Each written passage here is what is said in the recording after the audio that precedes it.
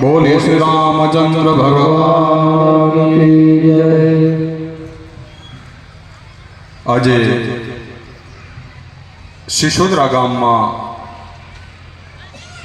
ભગવાન શ્રી રામનું આ મંગલમય ચરિત્ર એનું જ્યારે ગાન થઈ રહ્યું છે. આપણા સનાતન ધર્મની અંદર મુખ્ય 3 અવતારો ભગવાનનો શિવ અવતાર, રામ અવતાર અને શ્રી કૃષ્ણનો અવતાર.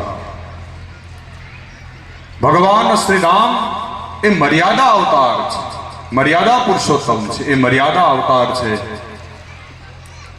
ભગવાન શિવ એ કરુણા અવતાર છે. કરુણાવતારમ સંસાર સારમ ભુજગેન્દ્રહારમ. ભલે આમ ક્રોધ કરે ભગવાન શિવ, પણ ક્રોધાવતાર નથી કયા, કરુણા અવતાર કયા છે. ભગવાન શિવ કરુણાની મૂર્તિ છે અને ભગવાન શ્રી કૃષ્ણ એ પ્રેમા અવતાર છે. ભગવાન શ્રી કૃષ્ણ જેવો કોઈ પ્રેમ ન કરી શકે અને ભગવાન શ્રી રામના જેવી કોઈ મર્યાદા ન હોય.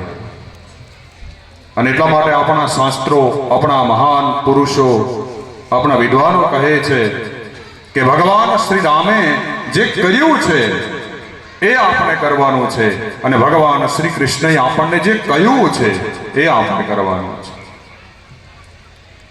નહીતર તો ઘણા એમ પૂછે કે ભગવાન કૃષ્ણએ કર્યું એ કરવું, અમારે કરવું હોય તો કરે. રે ભગવાન શ્રી કૃષ્ણએ તો 16,108 હારે લગ્ન કર્યા, આપણાથી તો એકે ન હચવાય. ઘરે પછી કાણે રોટલો મળવો જોઈએ, પણ એ તો ભગવાન છે. એટલા માટે કહ્યું છે ભગવાન શ્રી કૃષ્ણનો જે ઉપદેશ છે એને આપણે ગ્રહણ કરવાનો, એને અનુસાર આપણે આપણું જીવન જીવવાનું છે. અને આપણે જો કોઈના જેવું ચરિત્ર બનાવવું હોય તો આપણે રામ જેવું ચરિત્ર બનાવીએ. રામ એ શુદ્ધ જ્ઞાન છે, લક્ષ્મણજી એ શુદ્ધ વૈરાગ્ય છે અને શ્રી સીતાજી એ શુદ્ધ ભક્તિ છે. એ જ્યારે ત્રણેયનો ત્રિવેણી સંગમ થાય ત્યારે જ એ રામાયણની રચના થાય. એટલે રામાયણ અલગ અને રામચરિત માનસ અલગ. રામાયણની રચના ઋષિ વાલ્મીકીજીએ કરી અને રામચરિત માનસની રચના શ્રી તુલસીદાસજીએ કરી છે.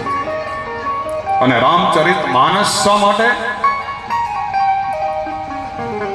તો કહે છે કે ભગવાન શિવના મનમાં, પોતાના માનસમાં એ રામ કથા આવી અને મા ભગવતી સતીજીને એ કથા સંભળાવે છે. એટલા માટે એ રામચરિત માનસની રચના થઈ છે. અને ભગવાન શિવ એ ભગવાન રામના અનન્ય ભક્ત છે. એક બાર તે ત્રેતા જુગ માહી શંભુ ગયે કુંભજ સિપાહી. ત્રેતા યુગમાં ભગવાન શિવ પોતાની પત્ની સતીની સાથે કુંભજ ઋષિ અગસ્ત્ય મુનિની પાસે રામકથા સાંભળવા માટે જાય. ક્યારેક ભગવાન શિવ કથા શ્રવણ પણ કરે અને ક્યારેક ભગવાન શિવ કથા એ પોતે શિવ એ કથા સંભળાવે પણ ખરા. ક્યારેક વક્તા પણ બને, ક્યારેક શ્રોતા પણ બને છે.